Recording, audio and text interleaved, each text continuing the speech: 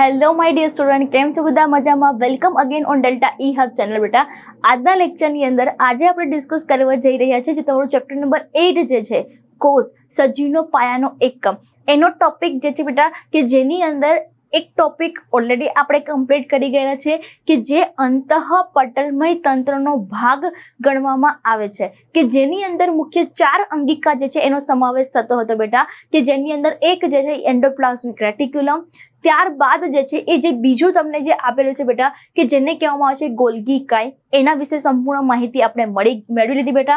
ત્યારબાદ જે ત્રીજો તમને ટોપિક આપેલો છે જેને લાઇસોઝોમ કહેવામાં આવે છે એના વિશેની માહિતી આપણે મેળવી ગયા બેટા.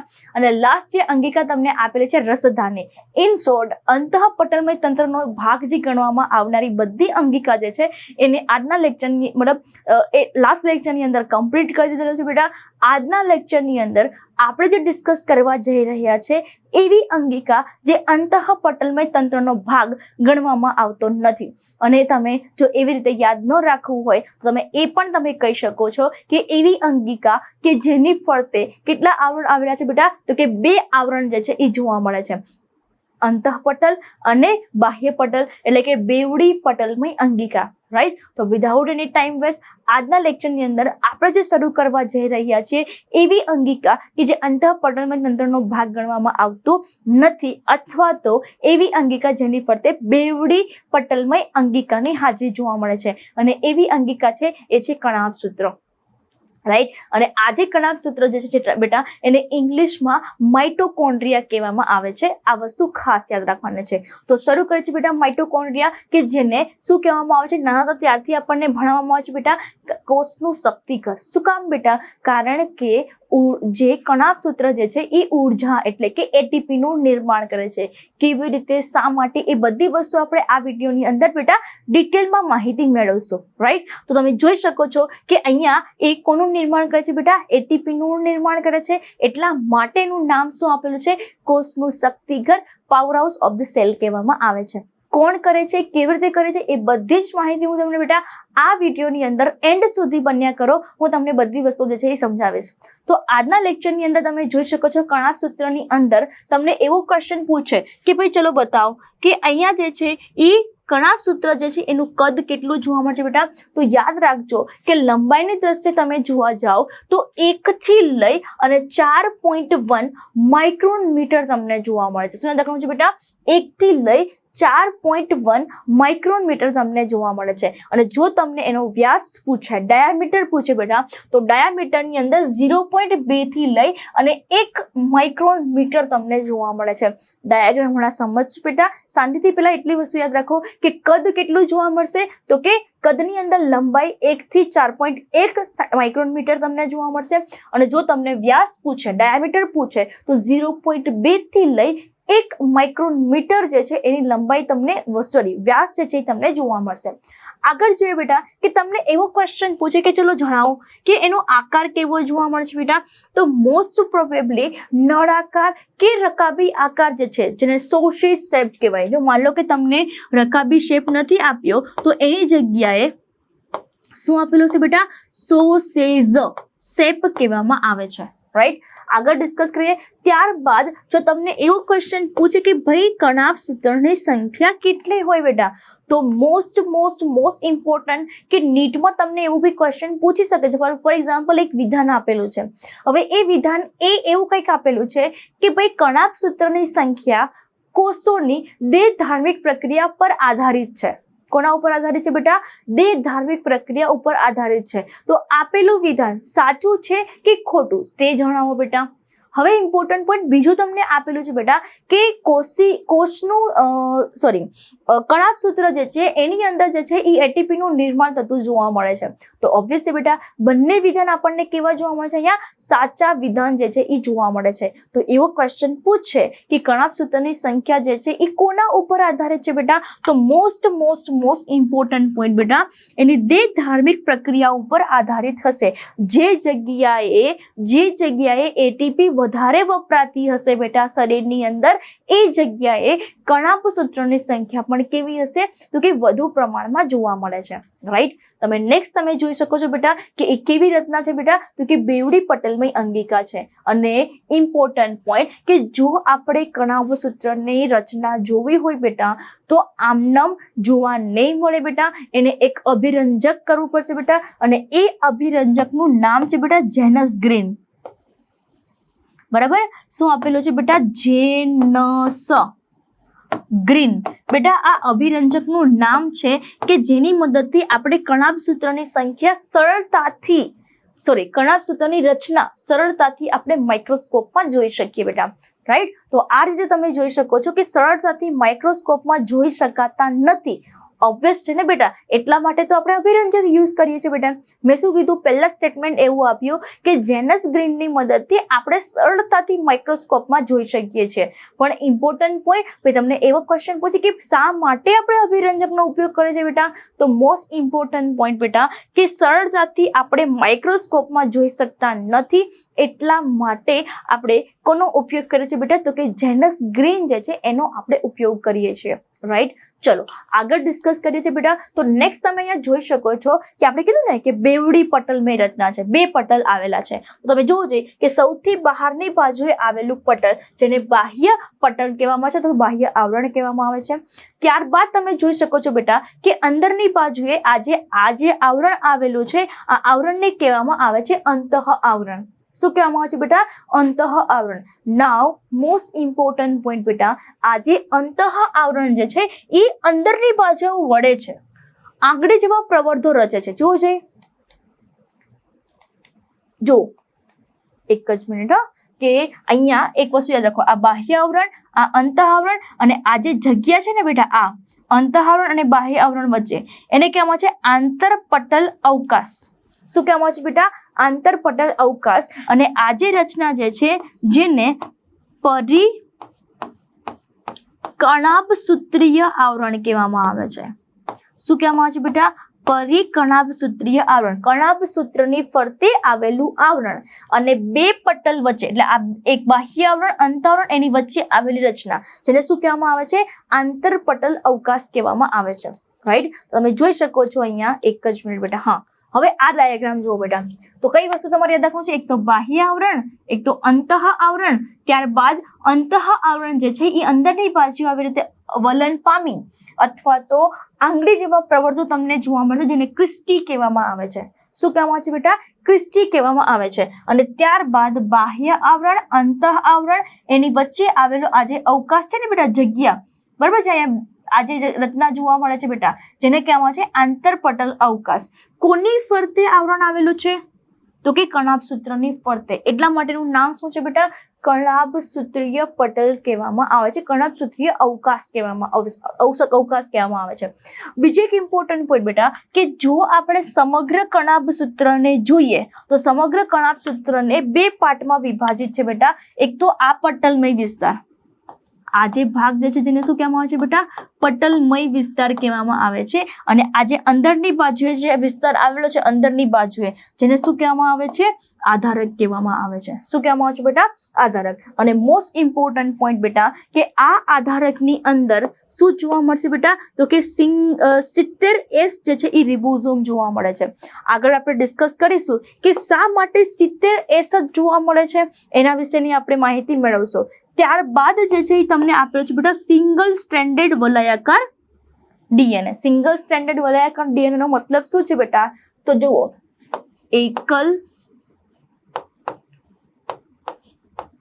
બરાબર, તમે ડબલ સ્ટ્રેન્ડેડ નામ સાંભળેલું છે, બેવડી કુંતલમય રચના, એમ તમે અહીંયા સમજી શકો છો. એકલ બેટા શૃંખલીય, એકલ શૃંખલા આવેલી છે ને, આ રીતે એક જ આવેલી છે, અથવા તો ગોળાકાર હશે અથવા તો કઈ રીતે તમને જોવા મળશે? રેખીય ગોઠવણી તમને જોવા મળશે. તો આને નામ શું આપેલું છે? એકલ શૃંખલીય વલયાકાર ડીએનએ. કોની અંદર તમને જોવા મળશે? આધારક. કોના આધારકમાં જોવા મળશે બેટા? તો કે કણાભસૂત્રના આધારકમાં જોવા મળશે, રાઈટ. તો આના સિવાયનું તમે જોઈ શકો છો બેટા કે અહીંયા જે છે એ તમને શું જોવા મળશે? જે આ જે આખી ક્રિસ્ટી અને ક્રિસ્ટી ઉપર તમને જે આ પ્રકારની રચના જોવા મળે છે ને બેટા, આ પ્રકારની રચના જેને F0 F1 પાર્ટિકલ્સ કહેવામાં આવે છે બેટા, અથવા તો એક જ મિનિટ બેટા, આને રફ કરી દે, આની કોઈ જરૂર નથી આપણે, રાઈટ. અથવા તો એને શું કહેવામાં આવે છે બેટા, અથવા એને કહેવામાં આવે છે બેટા એલિમેન્ટરી કેનાલ. શું કહેવાય? સોરી એલિમેન્ટરી પાર્ટિકલ્સ કહેવામાં આવે છે. પેલું શું કહેવામાં આવે છે? F0 F1 પાર્ટિકલ્સ અથવા તો કણ કહેવામાં આવે છે. પાર્ટિકલ્સ ગુજરાતીમાં કહેવામાં આવે છે કણ. ત્યારબાદ તમને એને કહેવામાં આવે છે બેટા એલિમેન્ટરી પાર્ટિકલ્સ. Elementary particles. ચલો આ બી નામ નથી આપવું, અલગ અલગ રેફરન્સ બુક જુઓ તમને તો એને તો તમને જોવા મળશે ઓક્સિઝોમ. ઓક્સિઝોમ શા માટે એ આગળ આપણે ડિસ્કસ કરીએ છીએ. ત્યારબાદ તમને આપે છે બેટા પાર્ટિકલ્સ ઓફ ફર્નાન્ડેઝ એન્ડ મુરેન. તો સમજો કે તમને અહીંયા F0 અને F1 પાર્ટિકલ આપેલું છે બેટા, તો આ F0 અને F1 પાર્ટિકલ્સની શોધ કોણે કરી છે બેટા? તો કે ફર્નાન્ડેઝ નામનો એક વૈજ્ઞાનિક છે બેટા. કોણ છે? ફર્નાન્ડીઝ નામનો એક વૈજ્ઞાનિક છે, અને આ ફર્નાન્ડીઝ અને બીજો સાયન્ટિસ્ટ છે મુરેન. તો ફર્નાન્ડીઝના નામ ઉપરથી કણનું નામ શું આપેલું છે બેટા? F0 F1 કણ. F0 F1 કણ આપેલું છે, રાઈટ. અને નેક્સ્ટ તમે જોઈ શકો છો કે માની લો કે આટલા પોર્શનને હું માઇક્રોસ્કોપની અંદર હાઇલાઇટ કરું, બરાબર, એ ખાલી પટલ રચના જોઉં તો મને કંઈક આવા પ્રકારની રચના તમને જોવા મળે, બરાબર. તો તમે જોવું જોઈએ કે આ જે આવરણ જે છે એ કયું આવરણ ડ્રો કરેલ છે બેટા? તો કે બાહ્ય આવરણ ડ્રો કરેલો છે. અને તમે અહીંયા જોઈ શકો છો કે આ જે આવરણ જે છે જેને શું કહેવામાં આવે છે, હવે શાંતિથી સમજો. આ બાહ્ય આવરણ છે ને એની પણ બે સપાટી છે. આ બાહ્ય આવરણ જે છે એ પણ કેટલી સપાટી ધરાવે છે બેટા? બે સપાટી. બાહ્ય સપાટી, અંતઃ સપાટી, રાઈટ. શાંતિથી તમે જોશો બેટા કે આ જે બાહ્ય આવરણ જે છે એની અંદર વચ્ચેની બાજુ એક જગ્યા આવેલી છે જેને પોરિન્સ કહેવામાં આવે છે. એ આગળ આપણે જ્યારે તફાવત જોઈશું ત્યારે હું તમને સમજાવું છું. આના સિવાયનું તમે જોશો કે અગેન બેટા આ જે અંતઃ આવરણ આવેલું છે, અહીંયા તમે જોશો અંતઃ આવરણ આવેલું છે, એના પણ કેટલા સપાટી જોવા મળશે બેટા? તો કે બે. અંતઃ આવરણ જેની તમને કેટલી સપાટી જોવા મળશે? બે. બાહ્ય સપાટી અને અંતઃ સપાટી જોવા મળે છે. બીજું એક ઇમ્પોર્ટન્ટ પોઈન્ટ બેટા કે આપણને ખ્યાલ છે આ અંતઃ આવરણ જે અંદરની બાજુ તમને શું જોવા મળે છે? અંદરની બાજુ આંગળી જેવા પ્રવર્તો બનાવે છે જેને આપણે નામ આપેલું છે ક્રિસ્ટી. અને આ જોવું જોઈએ, હમણાં જ આપણે કીધું એમ બેટા કે એની અંદર કયા પાર્ટિકલ્સ? તો કે F0 અને F1 પાર્ટિકલ્સ જોજો. આ ક્રિસ્ટી અને ક્રિસ્ટીની ઉપર તમને શું જોવા મળશે બેટા? ઓક્સિઝોમ જે છે એની હાજરી જોવા મળે છે. નાઉ મોસ્ટ ઇમ્પોર્ટન્ટ પોઈન્ટ કે જો તમે અંતઃ આવરણ જોવો તો અંતઃ આવરણની કઈ સપાટી બેટા? તો કે અંતઃ સપાટી ઉપર તમે જો અહીંયા બ્લેક ડોટ ડ્રો કરેલા છે બેટા, ટપકા ડ્રો કરેલા છે બેટા. એકચ્યુઅલમાં એ ટપકા શું છે? તો એ ટપકાને કહેવામાં આવે છે બેટા શ્વસનીય ઉત્સેચકો કહેવામાં આવે છે. શું કહેવામાં આવે છે બેટા? શ્વસનીય ઉત્સેચકો કહેવામાં આવે છે, રાઈટ. તો આ રીતે જે છે એ ડિટેલમાં આપણે અભ્યાસ કર્યો છે. કોના વિશે બેટા? તો કે કણાભ સૂત્ર વિશે, રાઈટ. આગળ ડિસ્કસ કરીએ બેટા.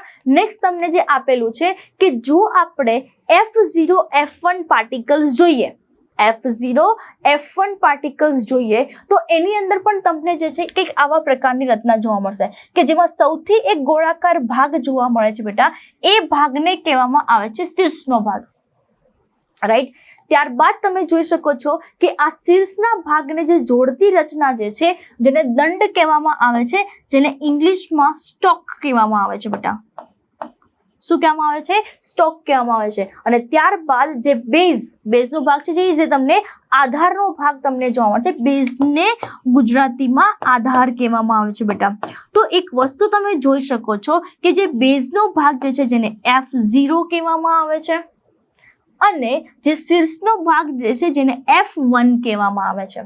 નાઉ મોસ્ટ ઇમ્પોર્ટન્ટ પોઈન્ટ આપણે પહેલા જ કીધું બેટા કે આ કણાભ સૂત્રને કોષનું શક્તિઘર કહેવામાં આવે છે અને F0 F1 પાર્ટિકલને ઓક્સિઝોમ કહેવામાં આવે છે. તો ખાસ યાદ રાખજો કે ઓક્સિજનની હાજરીમાં અથવા તો ઓક્સિડેશનની પ્રક્રિયા દ્વારા જ્યારે એટીપીનું નિર્માણ થાય, પણ આ બધી પ્રક્રિયા કઈ જગ્યાએ થશે બેટા?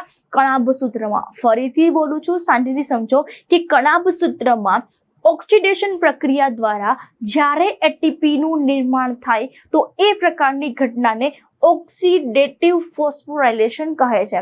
અને આ ઓક્સિડેટિવ ફોસ્ફોરાયલેશન, ઓક્સિડેટિવ એટલે ઓક્સિડેશનની પ્રક્રિયા, રાઈટ, અને ફોસ્ફોરાયલેશનનો મતલબ શું છે? એટીપી નું નિર્માણ થવું, રાઈટ. તમે અહીંયા જોઈ શકો છો બેટા કે અહીંયા જે છે શીર્ષની અંદર એટીપી સંશ્લેષણ નામ, એટીપી સિન્થેટેઝ નામનો એક ઉત્સેચક છે જેનું કામ છે એટીપી નું નિર્માણ. તો મેં તમને હમણાં જ કીધું બેટા કે કણાભસૂત્રમાં જ્યારે એટીપી નું નિર્માણ થાય તો એ પ્રકારની ઘટનાને ઓક્સિડેટિવ ફોસ્ફોરાયલેશન કહેવામાં આવે છે બેટા. શું કહેવામાં આવે છે બેટા? ઓક્સિડેટિવ ફોસ્ફોરાયલેશન કહેવામાં આવે છે. આઈ હોપ કે તમને આ વસ્તુ સમજાઈ હશે બેટા. તમે જોવું જોઈએ કે આ એટીપી નું નિર્માણ કેવી રીતે થશે બેટા? તો અહીંયા એડીપી એટલે કે એડિનોસાઇન ડાયફોસ્ફેટ એની સાથે અકાર્બનિક ફોસ્ફેટ જોડાઈ જશે અને જોડાઈને શેનું નિર્માણ કરે છે બેટા? તો કે એટીપી નું નિર્માણ કરે છે. અને આપણને ખ્યાલ છે કે એટીપી ને કોષનું ઉર્જા ચલણ કહેવામાં આવે છે. જેમ કે ફોર એક્ઝામ્પલ આપણે કંઈક વસ્તુ ખરીદવું હોય તો એના માટે આપણે રૂપીસ જોઈએ, રાઈટ. એવી જ રીતે કોષને પોતાને કાર્ય કરવું હોય બેટા તો એના માટે જે છે એ એટીપી ની જરૂર પડશે. અને આ એટીપી નિર્માણ જે છે એના માટે કોણ મદદરૂપ થશે બેટા? તો કે કણાભસૂત્ર જે છે એ જવાબદાર છે, રાઈટ. તો આ રીતે તમે જોઈ શકો છો કે કણાભસૂત્ર જે છે જેની અંદર કઈ ક્રિયા દ્વારા બેટા? તો કે દ્વિભાજન, એટલે કે દ્વિભાજનનો મતલબ શું છે? બે સરખા ભાગોમાં વિભાજિત થશે. તો દ્વિભાજન દ્વારા વિભાજિત થશે. અને આધારકની તમે રચના જુઓ બેટા તો આધારકની અંદર તમને કઈ વસ્તુ જોવા મળશે બેટા? એક તો ડીએનએ જોવા મળશે, ત્યારબાદ તમને જોવા મળશે બેટા આરએનએ, અને આના સિવાયનું તમે જોશો તો રિબોઝોમ જોવા મળશે. હમણાં જ આપણે વાત કરીએ બેટા.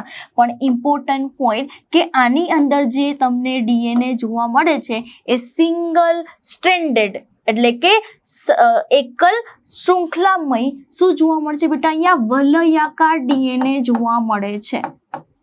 શું છે? વલયાકાર ડીએનએ જે છે એ તમને જોવા મળે છે. અને આના સિવાયનું તમે આરએનએ જોવા મળશે. અને ત્યારબાદ તો તમે રિબોઝોમ જુઓ બેટા તો રિબોઝોમની અંદર કેવા પ્રકારના? તો કે 70S પ્રકારના રિબોઝોમ તમને જોવા મળશે. આ એસ જે છે એ રિબોઝોમને માપવા માટેનો એકમ છે જેને સ્વેડબર્ગ યુનિટ કહેવામાં આવે છે. એના વિશેની પણ માહિતી આપણે આગળ ડિસ્કસ કરીશું. પણ હાલ એટલી વસ્તુ યાદ રાખો કે 70S પ્રકારના રાઇબોઝોમ જે છે એ જોવા મળશે કોની અંદર બેટા? કણાભસૂત્રની અંદર, રાઈટ. તો અને ઇમ્પોર્ટન્ટ પોઈન્ટ આના સિવાયનું કઈ વસ્તુ તમને જોવા મળશે બેટા? તો યાર ક્રિસ્ટી ઉપર હમણાં જોયા હતા ને બેટા ઉત્સેચકો, તો કયા ઉત્સેચકો જોવા મળશે બેટા? તો કે TCA ટ્રાઇકાર્બોક્સિલિક એસિડ, જેને બીજા કયા નામથી ઓળખવામાં આવે છે બેટા? ક્રેબ્સ ચક્ર તરીકે ઓળખવામાં આવે છે. તમારું જે ચેપ્ટર નંબર 11 છે ને બેટા, આ ચેપ્ટર નંબર 11 જેની અંદર ઉચ્ચ કક્ષાની વનસ્પતિઓમાં ચેપ્ટર નંબર 12 જેની અંદર તમે એક ટોપિક ભણીશું બેટા વનસ્પતિઓમાં શ્વસન. તો આ વનસ્પતિઓમાં શ્વસન તરીકે એક ટોપિક તમને જોવા મળે છે જેને TCA અથવા તો ક્રેબ્સ ચક્ર કહેવામાં આવે છે બેટા. એના માટેના બધા જ ઉત્સેચકો કઈ જગ્યાએ જોવા મળશે બેટા? તો કે કણાભસૂત્રમાં જોવા મળશે, રાઈટ. તો તમે આ રીતે તમે જોઈ શકો છો કે કણાભસૂત્રનું જો બાહ્ય આવરણ જોઈએ તો એની અંદર આપણને કઈ વસ્તુ જોવા મળશે બેટા? પોરિન્સ જે છે એ હાજર જોવા મળશે. હમણાં જ આપણે વાત કરીએ બેટા, ડાયાગ્રામ યાદ કરવો જોઈએ. ત્યારબાદ ક્રિસ્ટી ગેરહાજર જોવા મળશે. સળંગ અને બાહ્ય સીમા રચે છે. ત્યારબાદ તમે જોશો તો વધારે પ્રમાણમાં કેવું જોવા મળશે બેટા? પ્રવેશશીલ જોવા મળે છે. ઉત્સેચકો ઓછા પ્રમાણમાં જોવા મળશે. અને ત્યારબાદ તમે જોઈ શકો છો કણાભસૂત્રીય અંતઃ આવરણ. હમણાં ડાયાગ્રામ જોઈએ બેટા, આ ડાયાગ્રામ જોઈએ,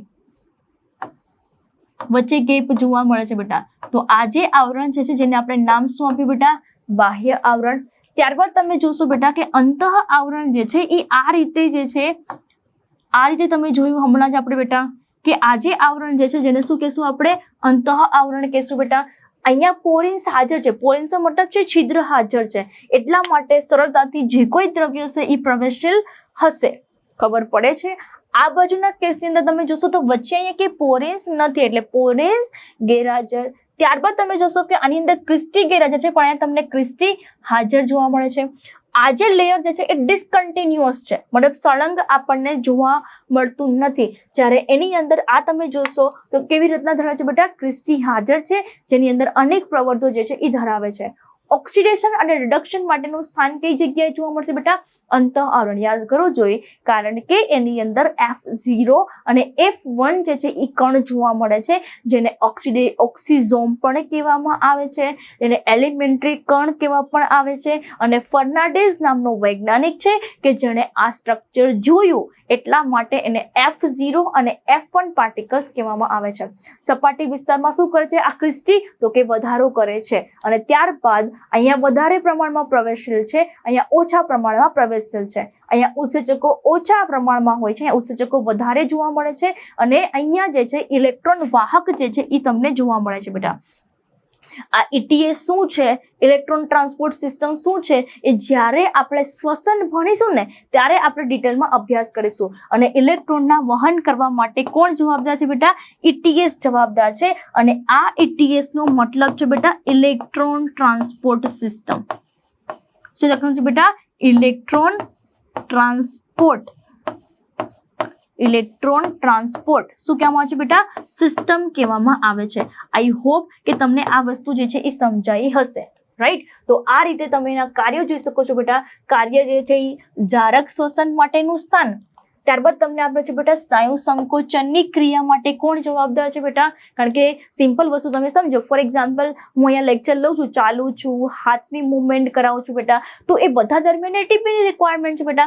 અને આ એટીપી રિક્વાયરમેન્ટ જે છે આપણને કોણ પૂરી પાડશે આપણા શરીરની અંદર બેટા? તો એ પૂરું પાડનાર જે છે એ આપણા શરીરની અંદર કોણ છે બેટા? તો યાદ રાખજો, એ છે કણાભ સૂત્ર, રાઈટ? તો આ રીતે તમે જોઈ શકો છો કે જારક શ્વસન માટેનું સ્થાન અને સ્નાયુ સંકોચનનું કાર્ય કોણ કરે છે બેટા?